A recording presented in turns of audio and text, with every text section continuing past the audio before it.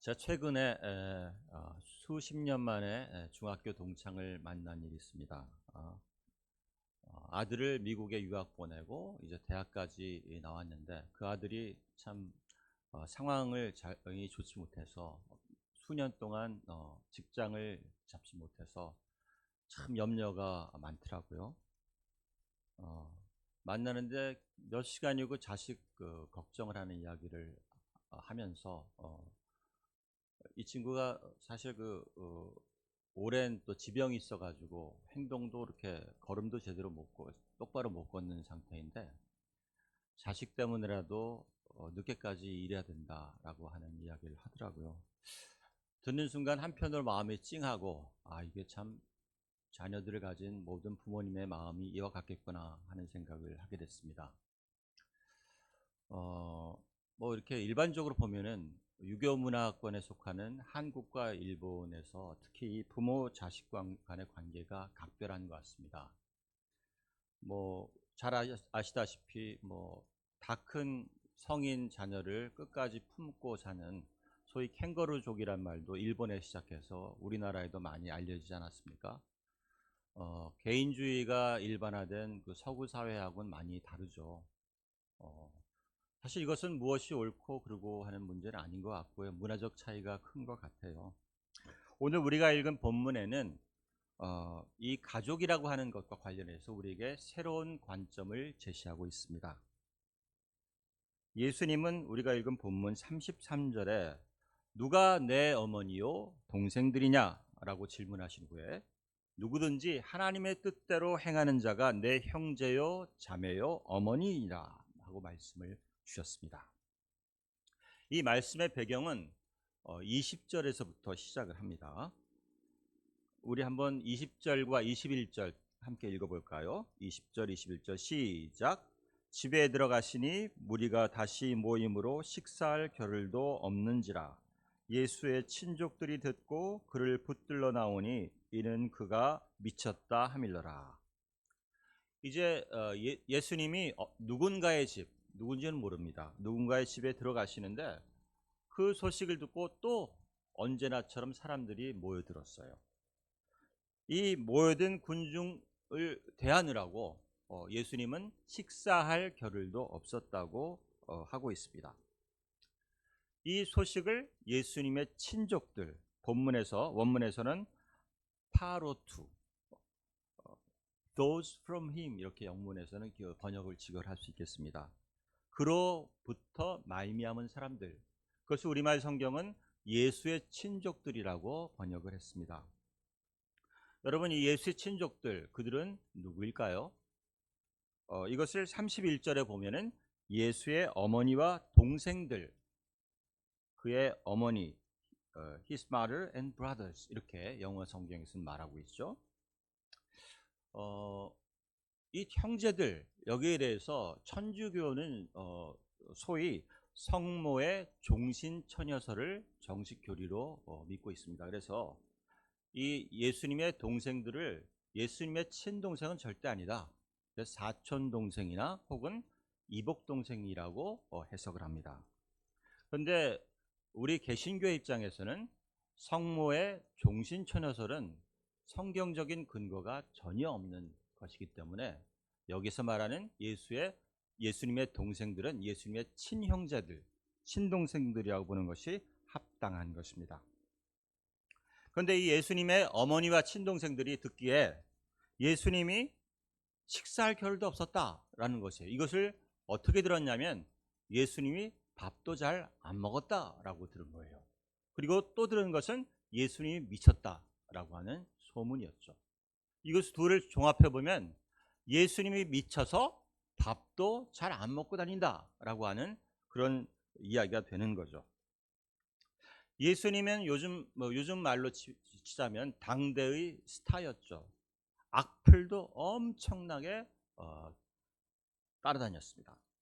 요한복음 10장 20절에 보면은 예수가 귀신 들려 미쳤거늘 어찌하여 그의 말을 믿느냐라고 하는 사람들이 많이 있었다고 하는 거죠.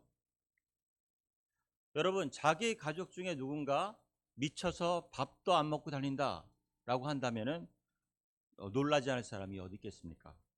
이 놀란 가족들의 마음, 그 가슴에 대못을 친 것은 소위 예루살렘에서 올라온 서기관들의 말이었습니다.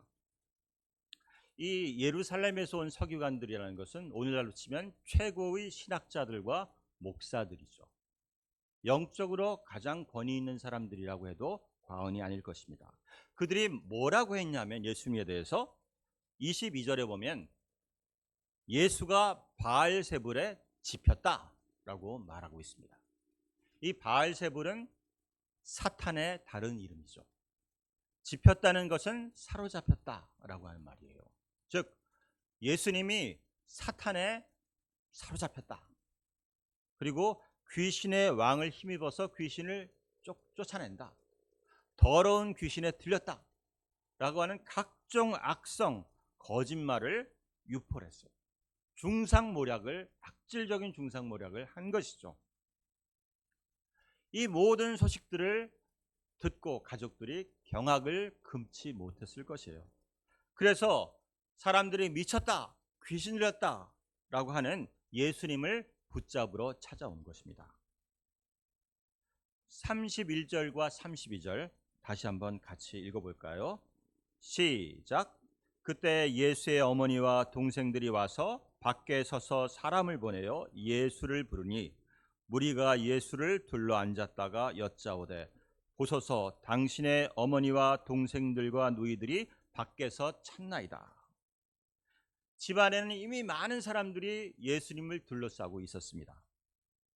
예수님 주위에 있던 이 많은 사람들은 예수님을 따라다니는 사람, 넓게 보면 광의의 예수님의 제자들이라고 할 수 있죠.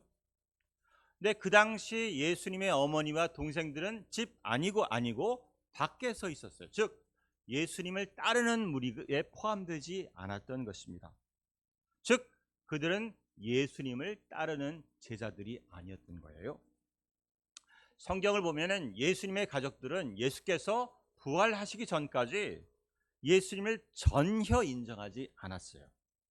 그들은 아무런 믿음도 갖지 않았고요.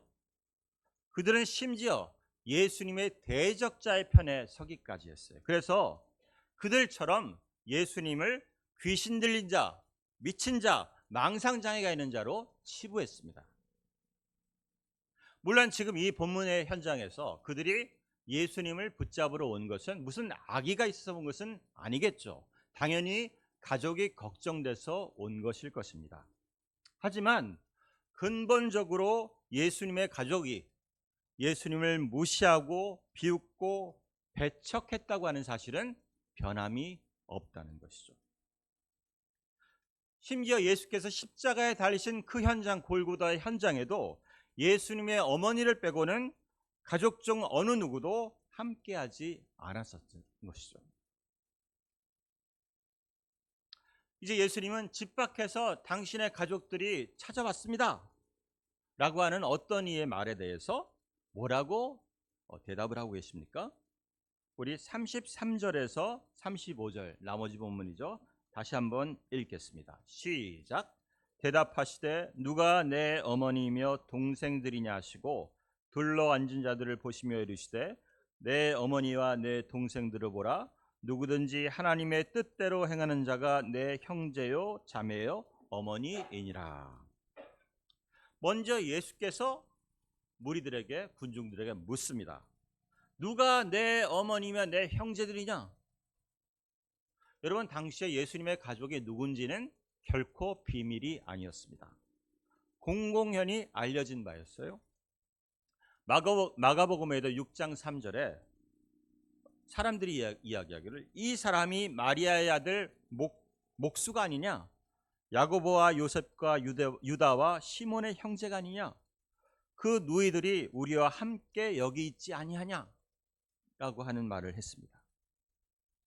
따라서 여기서 예수께서 누가 내 어머니고 내 형제들이냐? 라고 질문을 던지셨을 때 자신을 따르는 제자들이 내 가족들을 아느냐? 라고 하는 확인하는 질문은 결코 아니었을 것입니다. 이것은 무언가 예수님께서 중요한 진리를 가르치기 위해서 그것을 도입하는 질문이라고 볼 수 있는 것이죠. 여러분, 예수께서는 이 질문을 제자들에게 던지신 후에 둘러 앉은 자들을 보셨습니다.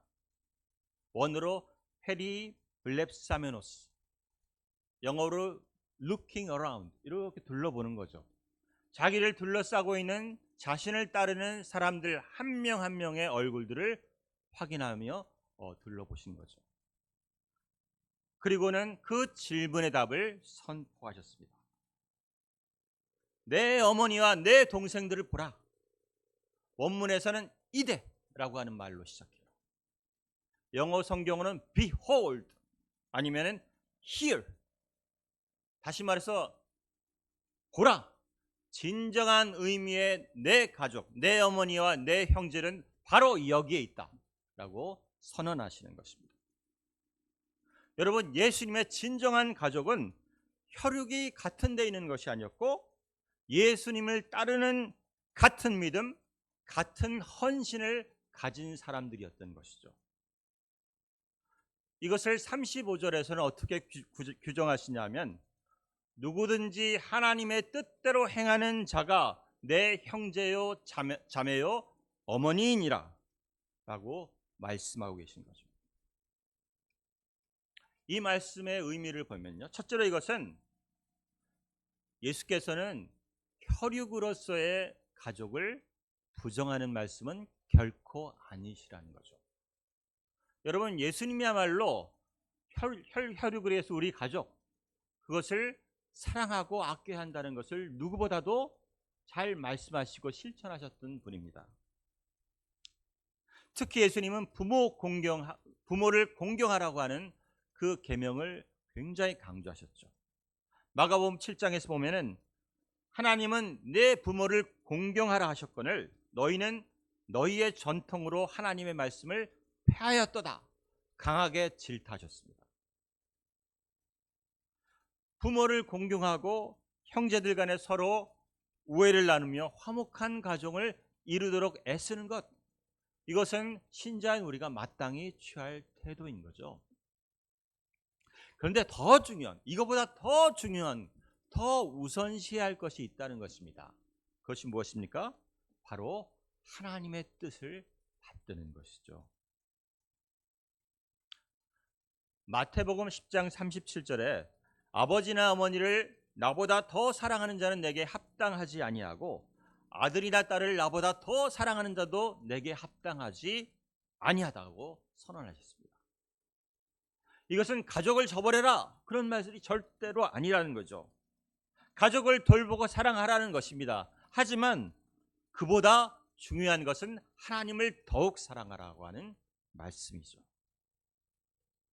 가족보다 하나님이 우선이라는 것입니다. 이 우선순위가 무너진다면 가족 사랑이라고 하는 참 중요한 덕목이 오히려 우리의 믿음의 함정이 될 수 있다는 것입니다. 예수께서는 사람의 원수가 자기 집안의 식구라고 선언하셨어요. 우선순위가 무너진 가족에 대해서 예수께서 선포하기를 내가 온 것은 사람이 아버지와 딸이 어머니와 며느리가 시어머니와 불화하게 함이라고 선포하셨습니다. 이것은 우선순위를 바로 세우라, 신앙의 우선순위를 바로 세우라고 하는 그런 말씀인 것이죠. 예전에 제가 다른 교회 이제 그 교역자로 있을 때 교인 신방 기간이 돼서 어떤 이제 집사님, 여집사님의 가정에 신방을 하게 됐습니다. 근데 이분이 굉장히 교회 일은 열심히 하는 것 같은데 한 가지 눈에 띄는 것은 자녀들이 있었는데 자녀들은 교회에 나오지 않는 것이었어요. 그래서 이제 거기에서 그 자리에서 집사님, 자녀들끼리 교회에 출석하고 청년부에도 참여하게 하면 어떨까요? 이렇게 제안을 드렸습니다. 그랬더니 놀라운 답을 하셨어요. 자기는 자기 자녀들이 취직을 하고 결혼을 하고 직장에서 성공을 거둬서 안정된 수준에 이를까지 결코 교회에 보내지 않을 것이다. 왜냐하면 교회 생활을 하면은 마음이 유약해져서 이 성공하도록 집중하지 못하게 되기 때문이라고 얘기를 했다는 거죠. 그러니까 교회 생활이 성공 가도의 방해가 될 수 있다는 말입니다. 예, 그분이 얼마나 자녀를 사랑하는지는 잘 알겠어요.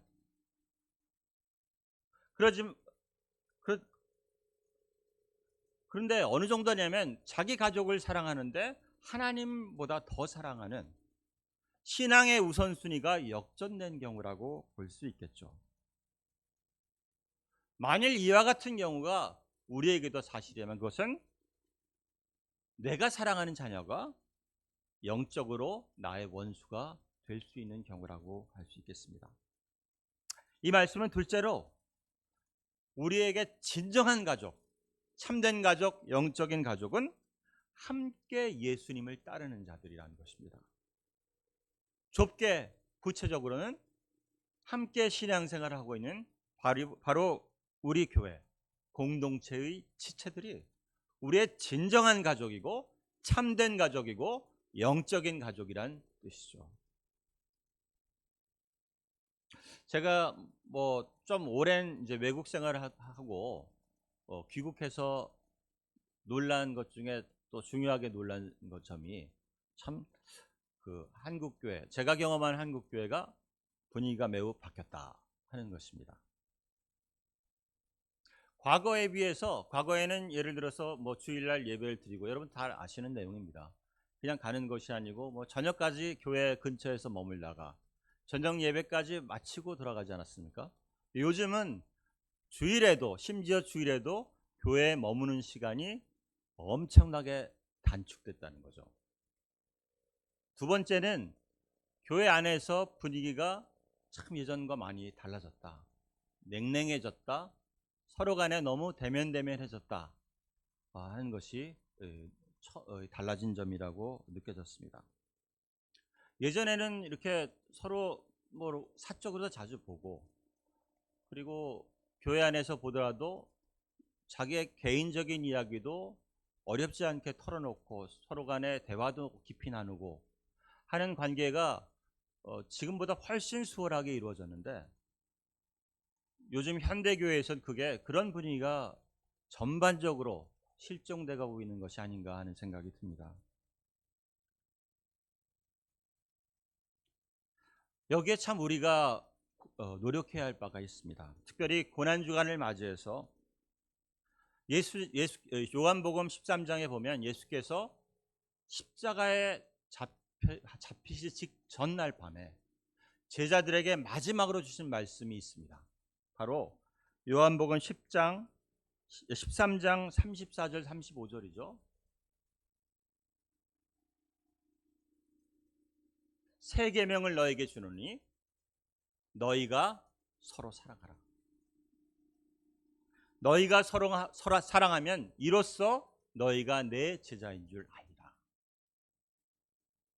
여러분, 우리가 무엇보다 힘써야 될 것은 예수님이 주신 이 새 계명입니다. 신앙 공동체인 우리 분당 두레교회 안에서 우리 교우들이 서로 간에 서로를 사랑하도록 애쓰는, 그것은 무슨 교회 자체의 성장이나 발전을 위한 것이 아니고 무엇보다도 예수님께서 우리에게 잡히시던 마지막으로 주신 새 계명이기 때문에 우리가 지키도록 애써야 한다는 것입니다. 그리고 우리가 이 계명 서로 사랑하라 라고 하는 것을 지킬 때 비로소 우리가 예수님의 제자인 줄 다른 사람들이 알게 될 것이라고 말하고 있는 것이죠. 근데 이 서로 사랑하라, 이것은 말로만 사랑하는 것이 아니죠. 야고보서에 보면 우리가 사랑하되 말로만 혀로만이 아니고 행함과 진실함으로 사랑하라고 이야기하고 있습니다. 말뿐인 것이 아니고 빈말로 하는 것이 아니고 우리 행함, 마음속에 진실함으로 사랑하도록 애쓰라는 것이죠. 여러분 한번 같이 오늘 새벽기도 나온 주위의 교우들을 둘러보세요. 이분들이 바로 우리가 마음에 품고 말로만이 아니고 행함과 진실함으로 사랑해야 할 대상들입니다. 주님의 이 새로운 계명을 실천해야 될 대상들이라는 거죠. 이것은 무엇보다도 또한 서로 존중하는 것입니다. 여러분, 가족 간에도 이 믿음이 다르면 존중하기가 쉽지 않아요. 하지만 우리 신앙 공동체 안에서는 서로 우애를 나누되 존중하라. 갈라디아서에 있는 사랑에 대한 계명이죠. 형제 사랑하여 우애하고 존중하기를 서로 먼저합니다. 서로 존중하고 사랑하도록 애쓰는 우리의 삶이 되어야 된다는 거죠. 구체적으로 마지막으로 한 번만 더 말씀 하나 더 본다면 갈라디아서 6장에 보면 2절에 너희가 짐을 서로 지라 그리하여 그리스도의 법을 성취하라. 여러분, 요즘 경제가 너무 어려워서 사람들마다 IMF보다 더 어려운 때라고 말하고 있습니다. 우리 중에도 알게 모르게 경제적으로 어려움을 처해서 고통받는 사람들이, 교우들이 적지 않다고 생각이 됩니다. 그 어려움은 서로가 좀 나누고요, 서로 그 짐을 나눠줘야 된다고 생각해요. 그게 어마어마하게 도움이 되지 않을 수 있다 할지라도 우리가 마음을 나누고 아픔을 나누고자 하는 그 우리의 속마음, 진실될 마음이 상대방에게 전달이 될 수 있는 정도로 우리가 마음을 서로 나누고 짐을 서로 나누었으면 좋겠습니다. 그래서 이 고난주간을 우리가 맞이하면서 주께서 마지막으로 새로 주신 그 새 계명, 너희가 서로 사랑하라 하는 계명을, 이것을 단지 피상적으로 말씀으로 알고 듣고 지나가는 것이 아니고 우리 마음에 새겨서 우리가 서로 사랑하기로 했으며 하나님의 가족으로 세워져 나가는 우리 분당두레 교우들이 다 되시기를 주님의 이름으로 축원드립니다. 이 시간 함께 기도하면 좋겠습니다. 무엇보다도 함께 통성으로 한 2, 3분 기도하면 좋겠는데요. 고난주간을 맞이해서 주님을 본받기를 원합니다. 예수님의 겸손을 본받아서 우리가 낮아지고요, 낮은 자리에 처하지고요, 그리고 무엇보다도 이 새 계명, 주신 새 계명, 서로 사랑하라, 서로 사랑하라. 우리 바로 주위에 있는 교우들을 한 명씩 떠올리면서 혹시 우리 중에 이런저런 이유로 정말로 고통스러워하고 아파하고 힘들어하는 교우들이 있는지 우리가 믿음으로 살펴보며 다가가서 함께 그 짐을 나눌 수 있는 정말로 우리의 진정한 영적인 가족으로 우리가 정말 나타날 수 있도록 주께서 우리에게 힘 주시고 능력을 주시고 성령 충만케 달라고 우리에게 사랑의 힘과 사랑의 능력을 넘치도록 부어주시도록 우리 한번 함께 기도하기를 원합니다.